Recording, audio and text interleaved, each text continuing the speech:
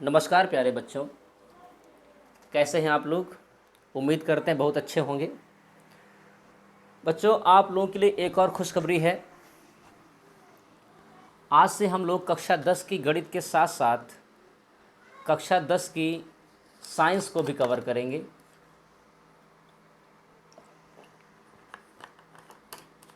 जैसे कि गणित आपको बिल्कुल सरल और आसान भाषा में सिखाई जा रही है, उससे भी ज़्यादा सरल और बहुत ही कन्वीनियंट मेथड में आपको विज्ञान भी सिखाई जाएगी। बच्चों, विज्ञान में हम लोग कलर हैंड रिटन नोट्स के साथ में इसको पढ़ेंगे, अच्छे ढंग से समझेंगे। आपको बने बनाए नोट्स मिलेंगे, आपको नोट्स बनाने की कोई टेंशन नहीं है। आपको पूरी की पूरी लेसन की पीडीएफ एक साथ अवेलेबल करा दी जाएगी। वहाँ से आप डाउनलोड करके अपने फ़ोन में पढ़ सकते हैं या उसे आप प्रिंट आउट करा सकते हैं। कलरफुल नोट्स हैं। अभी नोट्स देखने के बाद आप समझ ही जाएंगे। और ये नोट्स जो है बहुत ही अच्छे नोट्स हैं। कई सालों की मेहनत है, बार बार हर साल उसको अपडेट किया है हमने। एकदम सरल भाषा में, कोई किताबी भाषा में नहीं, ऐसी प्रभावशाली एकदम सरल भाषा लिखी गई है जिससे आप आसानी से समझ सकें और उसको अपनी भाषा में ही लिख सकें। क्योंकि जो भी एग्ज़ामिनर होता है वो आपकी लिखी हुई भाषा ज़्यादा प्रभावित होता है। किताबी भाषा जो रटंत वाली भाषा होती है उससे बहुत ज़्यादा प्रभावित नहीं होता है वो। तो बच्चों, हम लोग आज से विज्ञान का पहला लेसन शुरू कर देते हैं।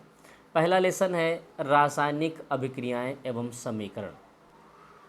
बेटा, जैसा कि स्क्रीन पे आप देख रहे हैं, रासायनिक अभिक्रियाएं एवं समीकरण, ये हमारा विज्ञान का पहला चैप्टर है।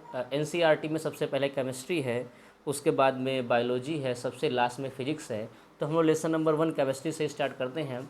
तो जो लेसन का नाम है रासायनिक अभिक्रियाएं एवं समीकरण, तो बच्चों रासायनिक अभिक्रियाओं को जानने से पहले, रासायनिक अभिक्रियाओं से पहले कुछ चीज़ होती हैं, उनको पहले समझने का प्रयास करते हैं।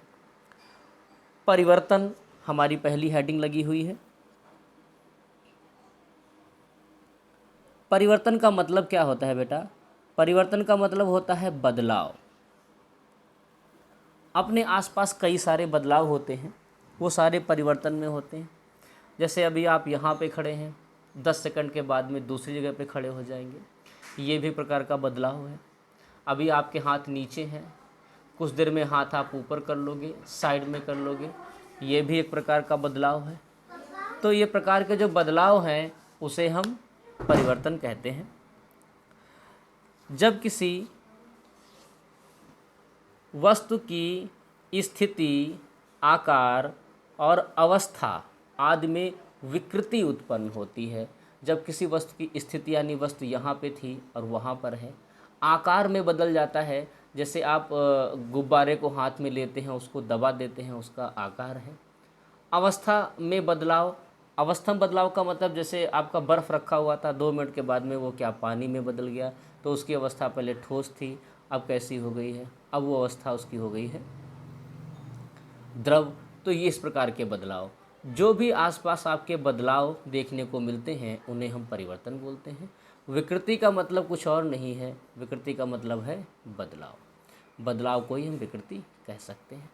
अपने आसपास बच्चों बदलाव 2 प्रकार से होते हैं, अर्थात परिवर्तन 2 प्रकार से होते हैं, एक भौतिक परिवर्तन और एक रासायनिक परिवर्तन।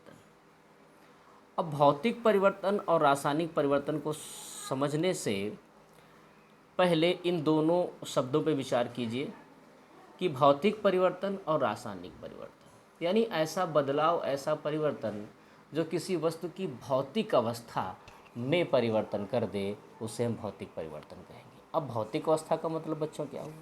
बच्चों, भौतिक अवस्था का मतलब हुआ उसकी ऊपरी बनावट में बदलाव कर दे। जैसे आपने स्प्रिंग ली थी, उसको खींच दिया।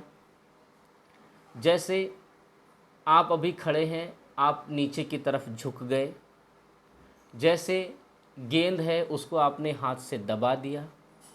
तो ये सब इनके ऊपरी चीज़ों में बदलाव हुआ है, ऊपर के बनगठाव में बदलाव हुआ है, इसे हम भौतिक परिवर्तन बोलेंगे। इसका ठीक उल्टा रासायनिक। रासायनिक का मतलब होता है कि हम उसके अंदर के कुछ संगठन में परिवर्तन कर सकें। अभी आपने भौतिक अवस्था में देखा है कि अगर आपने हाथ ऊपर या नीचे किया हुआ है, गेंद को दबाया है, सिकोड़ा है, तो उसके अंदरूनी संगठन, अंदर के संगठन में कोई परिवर्तन नहीं हुआ है। उसके परिवर्तन हुआ तो सिर्फ बाहरी बनावट में हुआ है। तो ये इसके मूल अंतर हैं। इसके अलावा आप देखिए, वह परिवर्तन जिसमें वस्तु पुनः अपनी स्थिति में वापस आ जाती है तथा कोई नया पदार्थ नहीं बनता है। दो चीज़ इसमें बहुत महत्वपूर्ण है। भौतिक परिवर्तन में वह अपनी पूर्व स्थिति में वापस आती है और इसमें कोई नया पदार्थ नहीं बनता है। ये दो इसके मूलभूत गुण हैं। जैसे स्प्रिंग को खींचना, स्प्रिंग को आप खींचते हो तो बेटा क्या कोई नया पदार्थ बनता है? नहीं। गेंद को आप दबाते हो तो क्या नया पदार्थ बनता है? नहीं।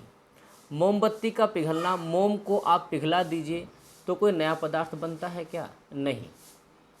सब में वही पुरानी चीज़ रहती है और इनको पुनः अपनी स्थिति में लाया भी जा सकता है। यानी स्प्रिंग को आप खींच के दोबारा छोड़ दीजिए, पुनः उसी अवस्था में लौट आएगी। गेंद को दबा के आप छोड़िए, पुनः उसी अवस्था में आ जाएगी। मोम जो पिघला हुआ है उसको पुनः उसी अवस्था में वापस आप ला सकते हैं। तो ये हो जाएगा हमारा भौतिक परिवर्तन।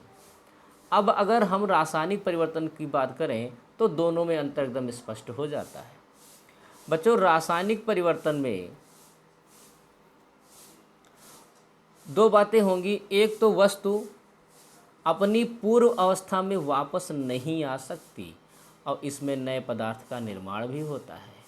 भौतिक अवस्था में आपने देखा कि इसमें ना तो कोई नए पदार्थ का निर्माण होता है और इसमें पुनः वापस अपनी पूर्व अवस्था में वापस आ सकती है।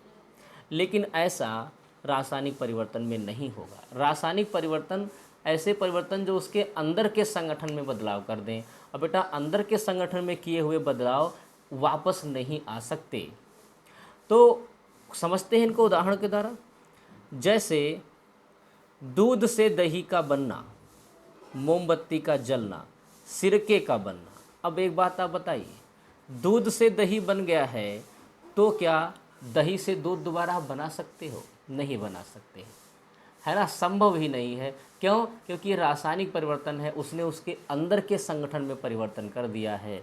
बाहरी परिवर्तन तो वापस ला सकते हो, अंदरूनी रासायनिक संगठन में परिवर्तन हुआ है उसे आप वापस नहीं ला सकते हो। मोमबत्ती का जलना, मोम का पिघलना और मोमबत्ती का जलना बेटा दोनों अलग अलग चीज़ें हैं।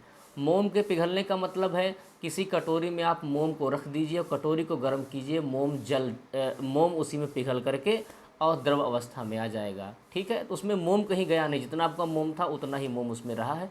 आप चाहो फिर से उसको सीधा आकार दे करके उसी आकार में उसको परिवर्तन कर सकते हो। लेकिन मोमबत्ती के जलने की बात है, मोमबत्ती को जलने पर वह प्रकाश, उष्मा, धुआं इत्यादि में बदल जाती है, उसके अंदरूनी संगठन में परिवर्तन हो जाता है। उस प्रकाश, उष्मा और धुएं के द्वारा वापस दोबारा आप उस मोमबत्ती को नहीं बना सकते। तो मोमबत्ती का जलना कैसा परिवर्तन हो जाएगा? रासायनिक परिवर्तन। सिरके का बनना, गन्ने के रस से गांव में सिरका बनाया जाता है, तो वो भी जो है किसी भी तरीके से गन्ने का रस सिरके से दोबारा प्राप्त नहीं किया जा सकता है। तो सिरके का बनना भी कैसा परिवर्तन हुआ? रासायनिक परिवर्तन हुआ। इन दोनों चीज़ों को फिर से रिपीट कर लेते हैं। तो भौतिक परिवर्तन कैसा परिवर्तन होगा? दो बातें ध्यान रखिए, जो अपनी पूर्व स्थिति में वापस आ जाए और कोई नया पदार्थ न बनाए।